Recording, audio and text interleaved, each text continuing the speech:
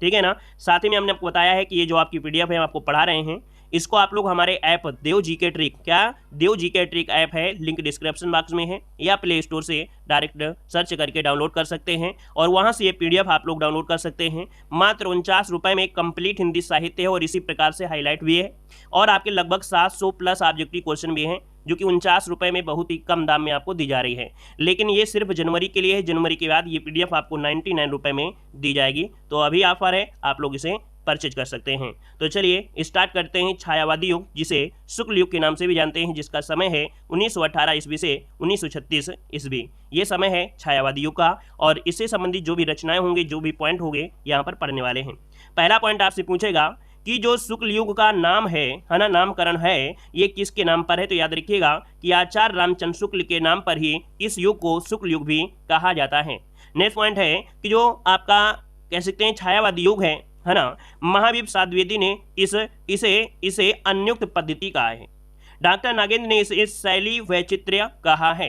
Next point आपसे पूछेगा कि जो छायावादी युग के 4 प्रमुख स्तंभ कौन माने जाते हैं?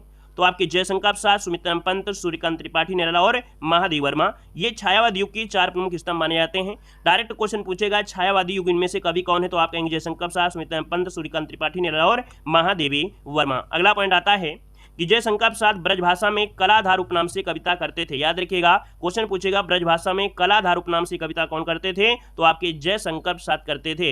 अगला पॉइंट आपसे दिया गया है कि जयशंकर प्रसाद को छायावादी युग का प्रवर्तक माना जाता है। याद रखिए, छायावादी युग का प्रवर्तक किसे मानते हैं? तो आपके जयशंकर प्रसाद को माना जाता है। यहाँ पर दिया गया है रामचंद्र शुक्ल, तो रामचंद्र शुक्ल ने सुमित्रा पंत को छायावाद का प्रथम व प्रतिनिधि कवि माना है। याद रखिए, अगर ऐसे पूछे कि सुमित्रा पंत को छायावाद का प्रथम व प्रतिनिधि कवि किसने माना है? तो आप कहेंगे रामचंद्र शुक्ल ने। अगला आपसे यहाँ पर पूछा गया है छायावाद शब्द। दोस्तों, छायावाद शब्द का जो सर्वप्रथम प्रयोग हुआ है या किया था, वो मुकुटधर पांडे ने किया था। किसने? मुकुटधर पांडे ने किया था। नेक्स्ट पॉइंट है कि छायावादी युग के प्रमुख कवि में जयशंकर प्रसाद, सुमित्रा पंत, महादेवी वर्मा, सूर्यकांत त्रिपाठी निराला, रामचंद्र शुक्ल, हजारी प्रसाद द्विवेदी, बाबू गुलाब राय, नंद दुलारे वाजपेयी, पद्मलाल पुन्नालाल बख्शी, ये काफी आपके महत्वपूर्ण आपके कह सकते युग से संबंधित आपके हैं। ठीक है ना। और यहाँ पर आगे बढ़िए, अगला पॉइंट आपसे दिया गया है छायावादी युग के प्रमुख कवि और रचनाएं। जितनी भी आपकी रचनाएं हैं वो आपकी पूछी हुई रचनाएं हैं। कुछ और भी रचनाएं आपको बताएंगे तो अपनी कॉपी में भी नोट कर सकते हैं।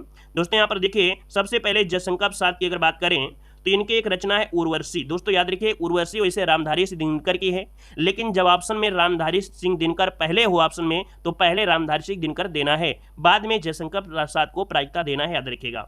दूसरे यहाँ पर है कामायनी, और कामायनी की बात करें दोस्तों तो ये खड़ी बोली का है। क्या है? खड़ी बोली में एक महाकाव्य है।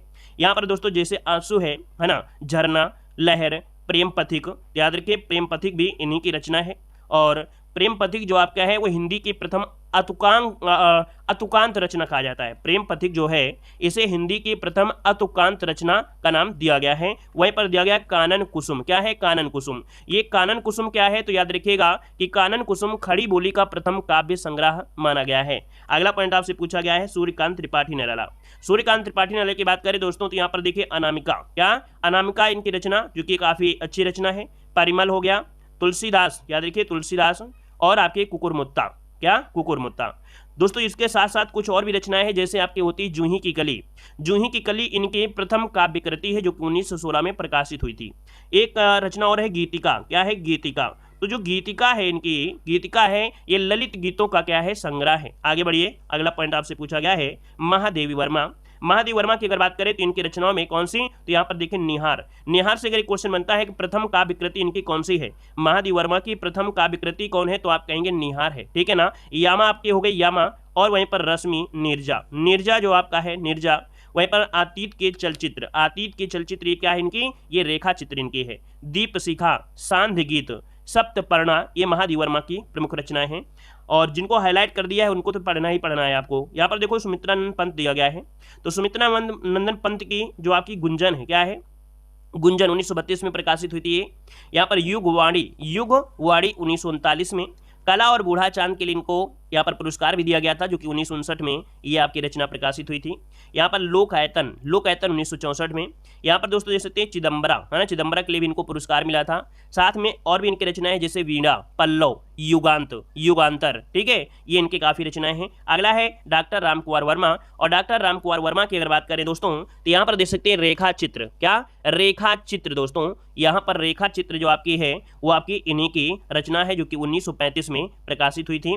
और इसके साथ साथ एक आधी रचना और पूछ ली जाती हैं जैसे अंजलि, है ना, अंजलि जिसे बोलते हैं, अंजलि या कह सकते हैं। दूसरी एक और आपकी है अभिशाप, ये इन्हीं की रचना है, ठीक है। और इसके बाद आगे बढ़िए, अगला पॉइंट आपसे यहाँ पर आ गया है, इससे जुड़े हुए जो आपकी पॉइंट है कि रामधारी दिनकर ने भी उर्वशी की रचना की है। यदि विकल्प में जयशंकर प्रसाद और रामधारी दिनकर दोनों दिए गए हों तो ऐसी स्थिति में रामधारी दिनकर की ही इसका सही उत्तर होगा, जैसा कि हमने आपको पहले भी बता दिया है। अगला पॉइंट यहाँ पर देखो आता है कि उर्वशी जयशंकर प्रसाद की प्रथम कृति एवं कामायनी जो आपकी है इनकी अंतिम कृति है। याद रखिएगा, जयशंकर प्रसाद की जो प्रथम कृति है वो उर्वशी है, और अगर पूछे इनकी अंतिम कृति कौन सी है तो आप कहेंगे कामायनी।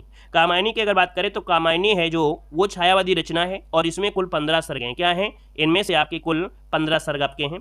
नेक्स्ट पॉइंट आपसे दिया गया है कि इनकी कृति झरना को, क्या इनकी कृति झरना को छायावादी युग की पहली रचना माना जाता है। याद रखिएगा कि इनकी एक आप कृति झरना, झरना को छायावादी युग की, क्या झरना को छायावादी युग की पहली रचना माना जाता है। आगे बढ़िए, अगला पॉइंट दिया गया है छायावादोत्तर युग। छायावादोत्तर युग को हम लोग शुक्लोत्तर युग के नाम से जानते हैं, और दोस्तों याद रखिए छायावादोत्तर युग को शुक्लोत्तर युग के नाम से भी जाना जाता है, ठीक है ना। और यहाँ पर दोस्तों देख सकते हैं उत्तर छायावादी काव्य धारा, वैयक्तिक काव्य धारा के प्रमुख कवि और उनकी क्या रचनाएं। दोस्तों यहाँ पर देखो दिया गया है कवि और उनकी महत्वपूर्ण रचनाएं। देखो दिया गया हरिवंश राय बच्चन। हरिवंश राय बच्चन की अगर बात करें तो इनकी मधुशाला, मधुबाला, है ना, प्रणय पत्रिका, ये काफ़ी रचनाएं हैं, जिनमें से काफ़ी चीज़ें इनसे पूछा भी जाता है क्या कि मधुशाला ये जो आपकी आई थी रचना वो सबसे पहले कब रचित की गई थी, समय पूछ लेता है। तो मधुशाला जो आपकी रचित हुई थी वो आपके 1935 में, कब? 1935 में। फिर इसके बाद मधुबाला, मधुबाला 1936 में, ये कब आई थी? तो 1936 में।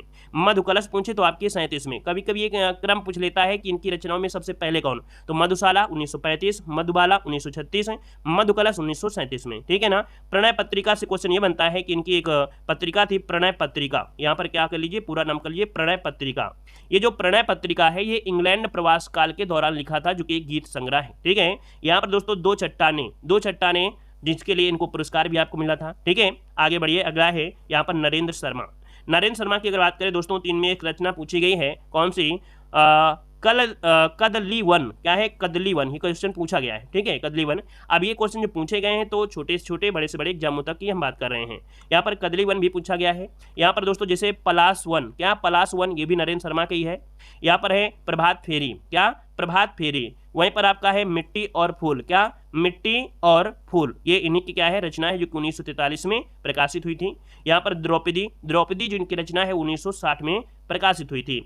यहाँ पर अगला आपसे दिया गया है रामेश्वर शुक्ल अंचल, और इनकी रचना है दोस्तों याद रखिएगा अपराजिता, क्या है? अपराजिता, जो कि आपके 1939 में प्रकाशित हुई। और इनकी एक रचना और है मधुलिका, क्या मधुलिका इन्हीं की रचना है। और यहाँ पर आगे बढ़िए, अगला पॉइंट आपसे दिया गया है राष्ट्रीय संस्कृति काव्यधारा के प्रमुख कवि, क्या राष्ट्रीय संस्कृति काव्यधारा के प्रमुख कवि की अगर बात करते हैं दोस्तों तो देखिए यहाँ पर जो माखनलाल चतुर्वेदी हैं, माखनलाल चतुर्वेदी की महत्वपूर्ण रचना आप दोस्तों दे सकते हैं हिम तरंगणी, है ना, और एक हिम किरीटनी भी होती है। हिम किरीटनी और हिम तरंगणी ये दोनों अलग अलग रचना है, क्योंकि मॉडल पेपर में क्वेश्चन मिला था हिम किरीटनी, तो हिम किरीटनी भी इनकी रचना है और हिम तरंगणी भी क्या है, इनकी रचना है, याद रखिएगा। एक और भी होती है पुष्प की अभिलाषा, पुष्प की अभिलाषा भी दोस्तों इन्हीं की आपकी रचना है, जो कि इनकी एक कविता है।